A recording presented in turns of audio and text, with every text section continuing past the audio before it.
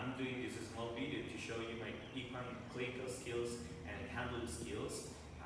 I'm doing this because I'm looking for an internship in equine medicine and surgery, which I'm gonna do in Russell Valley Equine Hospitals in Texas. For this video, I'm gonna show you and explain you a little bit about neurologic examination in horses. And for this, I'm gonna use my father's horse.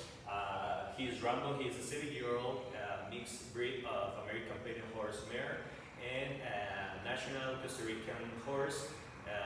This breed is commonly known as Costarricense de Paso. So I'm gonna do this. I hope you enjoyed the video, and let's begin with it.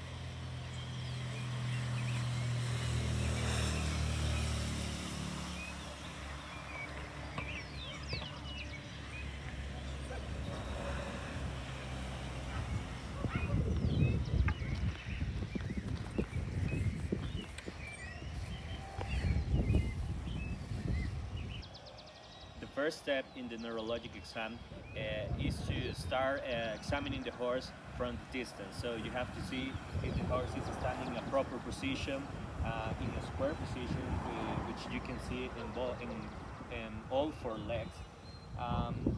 You have to see the mental status of the horse, if he is alert or responsive to external stimuli. After doing that, you will be starting with a specific neurologic exam, beginning from the head till the tail. So beginning with the cranial nerves, which are the nerves in the head, you have to test every reflex to make sure that the brain is working properly. The first nerve is the olfactory nerve, which you can test by getting a small amount of grass or food close to the horse, and he will try to sniffing it, and that is a normal response.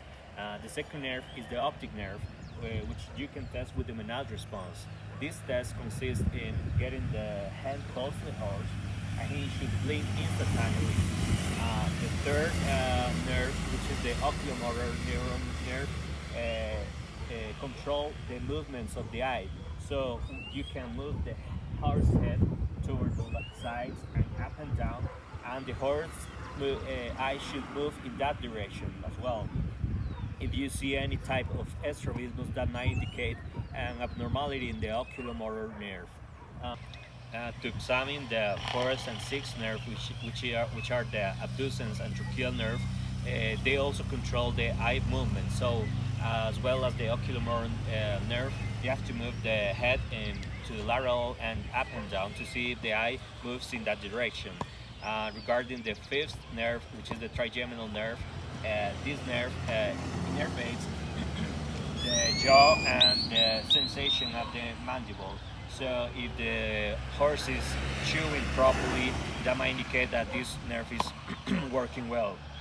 For the seventh nerve, the facial nerve, you can test sensation over the nostrils, over the menton, around the eyes and around the ears to see if there is any abnormality in sensation. And you have to look at the horse from the front, and to see if there is any asymmetry. So if there is any asymmetry, that might indicate facial paralysis, for example. For the eighth nerve, which is the vestibulocochlear nerve, you can assess the horse hearing abilities. So he should respond with the ears or look at the side where the sound is coming from. For the vestibular part, you have to see if the horse walks properly or has a very good proprioceptive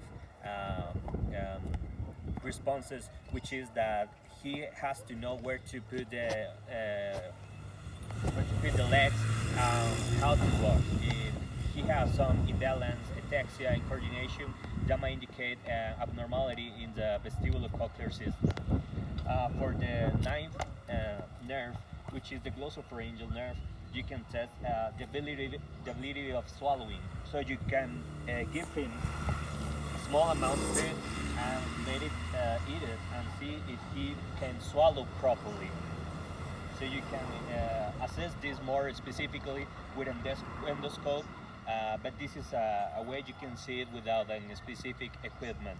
Um, for the 10th nerve, which is the vagus nerve, this controls innervation in the gastrointestinal system.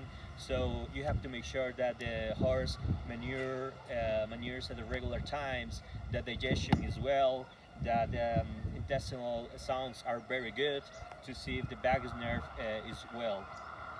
For the 11th nerve, which is the accessory nerve, you can see and check the muscle and the neck. If there is atrophy, that might indicate an abnormal alteration in this 11th nerve. And for the last nerve, which is the hypoglossal nerve, you can grab the tongue and see if he can retract it back. After you're done with the cranial nerves, you may start beginning testing the proprioceptive reflexes, which is the way the horse stand or the way the horse walk.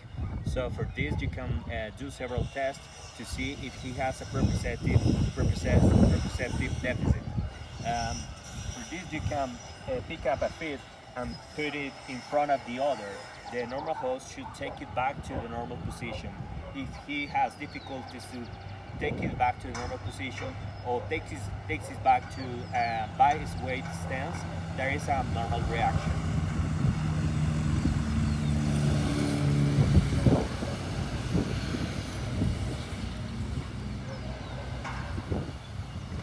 So as you can see, the normal horse should come back to the initial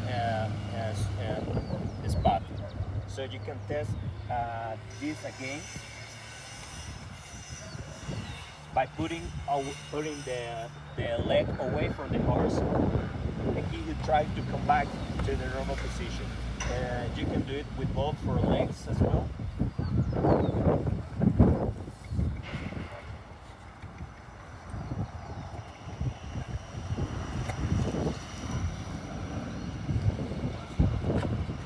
And he might try to come back to the normal position again.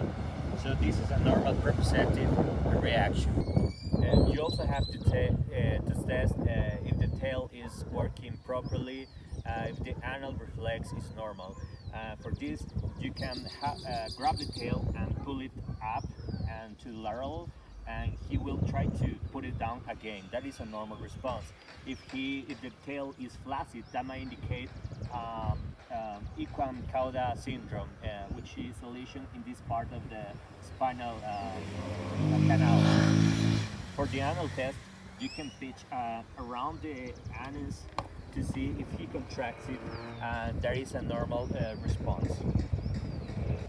Well, this is a general neurologic examination in the horse.